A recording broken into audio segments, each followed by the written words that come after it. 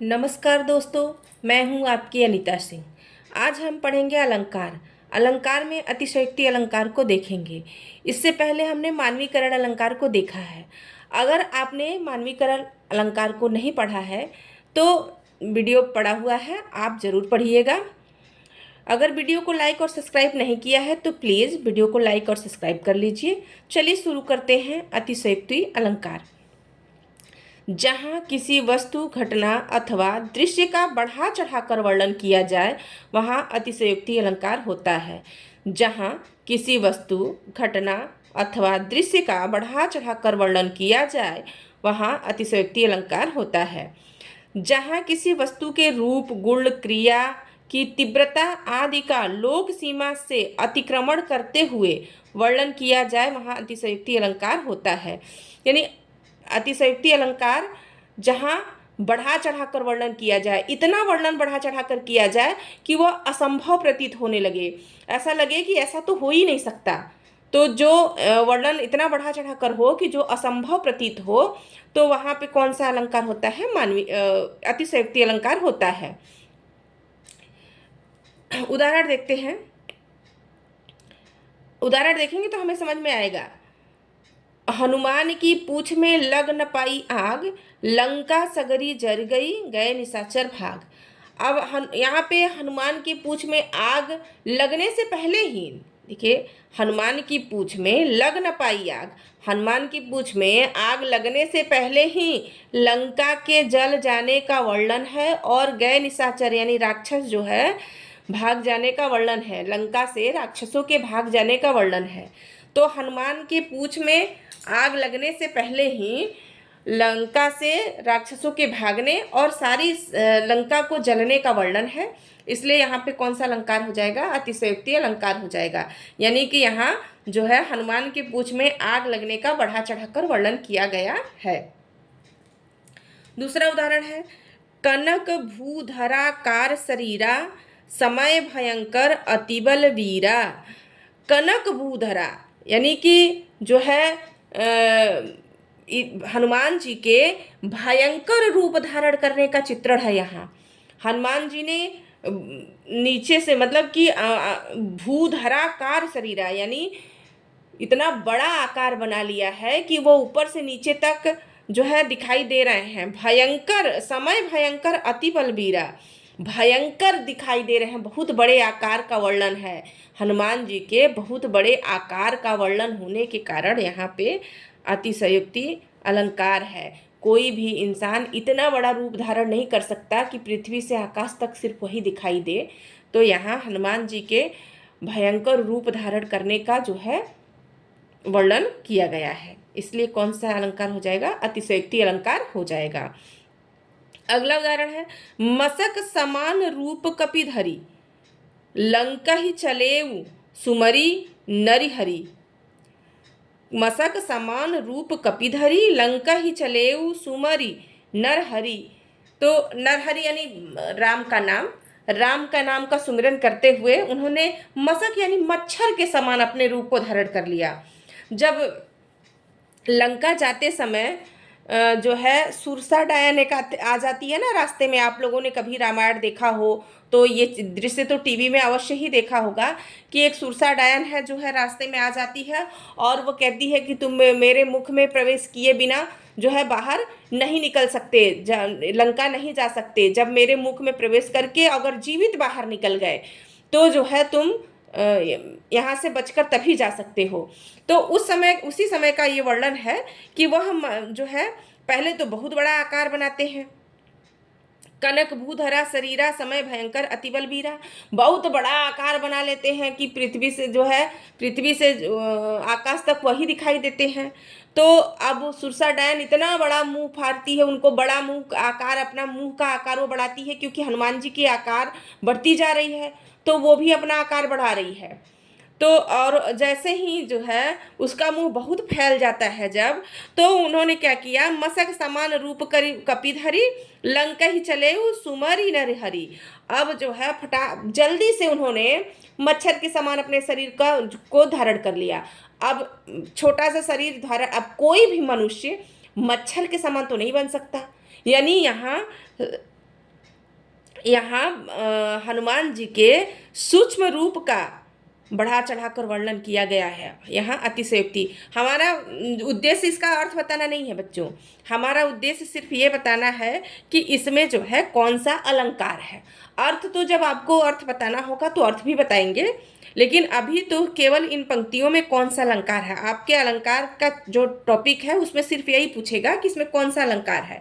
तो यहाँ हनुमान के लघु रूप का वर्णन होने के कारण जो है इसमें जो है अतिशयोक्ति अलंकार है। और लघु रूप भाई कोई भी मनुष्य जो है वो मच्छर के समान अपना शरीर धारण नहीं कर सकता, इसलिए जो है यहाँ पे अतिशयोक्ति अलंकार है। भूप सहस दस एक ही बारा, लगे उठावन टरत न टारा। अब यहाँ पे भी जो है अतिशयोक्ति अलंकार है। क्यों है? क्योंकि भूप सहस दस एक ही बारा।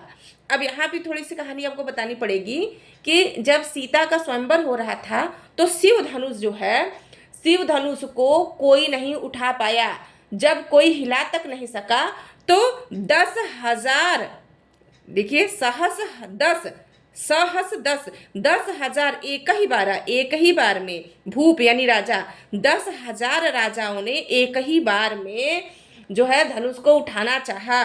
लगे उठावन टरत नटारा, और 10,000 लोगों ने मिलके भी उस धनुष को उठाना चाहा और वो जो है उसको हिला तक न सके। अब ये संभव है कि एक धनुष है उसको 10,000 लोग उठा सके? अरे 10,000 लोगों को छूने की भी जगह नहीं मिलेगी। 10,000 लोग अगर उसको पकड़ना चाहें तो भी नहीं पकड़ सकते। क्या धनुष की आकार कितना बड़ा है कि उसको 10,000 लोग छू सकते हैं?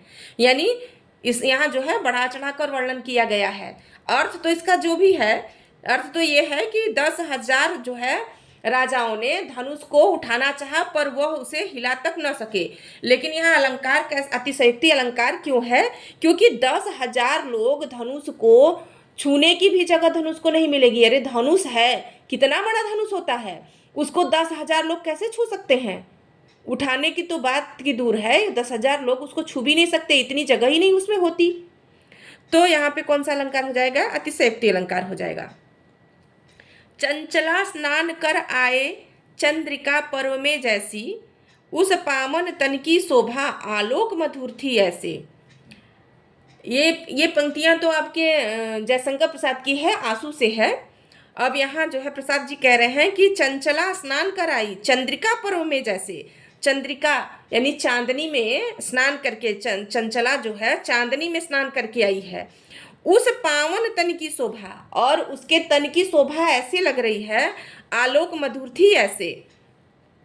अब कोई स्त्री चंद्रिका में मतलब चांदनी में, चांद की जो चांदनी होती है उसे चंद्रिका कहते हैं। तो चांद की चांदनी में कोई कैसे नहा सकता है? और चांद की चांदनी में नहाने के बाद उसके जो है उस पावन तन की शोभा, और उसके तन की जो शोभा है वो कैसी हो गई? आलोक मधुर थी ऐसे।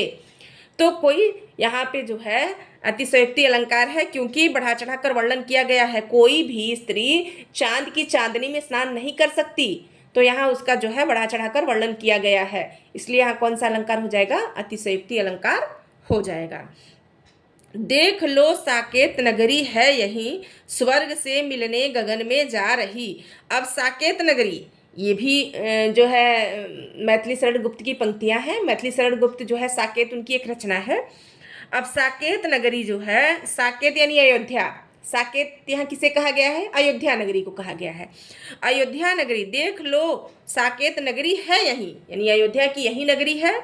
स्वर्ग से मिलने गगन में जा रही। अब कोई नगर जो है कितना भी सुंदर हो तो क्या वो स्वर्ग से उसकी तुलना की जा सकती है?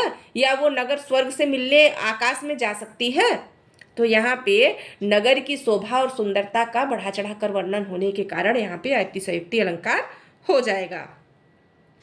स्वर्ग का यह सुमन धरती पर खिला, नाम इसका उचित ही है उर्मिला। अब जो है यह रामधारी सिंह दिनकर की पंक्तियां हैं। जो है ये स्वर्ग का यह सुमन, स्वर्ग से जो है, अब स्वर्ग का सुमन, सुमन मतलब होता है पुष्प, तो स्वर्ग से उर्मिला जो है, स्वर्ग से ही उर्मिला क्या थी? अप्सरा थी। तो उर्मिला स्वर्ग से उतरकर धरती पर आई थी। तो यहाँ पे कह रहे हैं कि स्वर्ग का यह सुमन, स्वर्ग का पुष्प है, फूल है जो धरती पर खिल गया है। नाम इसका उचित ही है उर्मिला। तो उर्मिला का जो है यहाँ पे बढ़ा चढ़ा कर वर्णन किया गया है, उसकी सुंदरता का बढ़ा चढ़ा कर वर्णन किया गया है, क्योंकि वो जो है स्वर्ग की अप्सरा थी, स्वर्ग का फूल फूल नहीं थी। तो यहाँ एक स्त्री को फूल के रूप में चित्रित किया गया है, यानी उसका उर्मिला का बढ़ा चढ़ा कर वर्णन होने के कारण यहाँ पे अतिशयोक्ति अलंकार हो जाएगा। वैसे तो अतिशयोक्ति अलंकार पूरा ही हो गया, मैंने 7 उदाहरण भी आपको बता दिया, लेकिन अतिशयोक्ति के भेद भी होते हैं जो 7 होते हैं। तो इसको हम कल देखेंगे, इसके बारे में हम लोग कल पढ़ेंगे। और इस तरह से आपको अगर इन 7 भेदों को देख लेंगे तो आपके पास उदाहरण ज़्यादा से ज़्यादा हो जाएंगे। अगर हमारे पास 25 से 26 उदाहरण हो जाते हैं तो पेपर में फंसने के चांस होते हैं, क्योंकि मुख्य मुख्य उदाहरण ही हमने इसमें लिया हुआ है, और वो जो है आपका बोर्ड के एग्जाम में आने के पूरे पूरे चांस रहेंगे। तो हम ज़्यादा पढ़ेंगे तो ज़रूर कोई ना कोई जो है आपके बोर्ड के एग्जाम में आ जाएगा। इसलिए आज के लिए बस इतना ही। जय हिंद।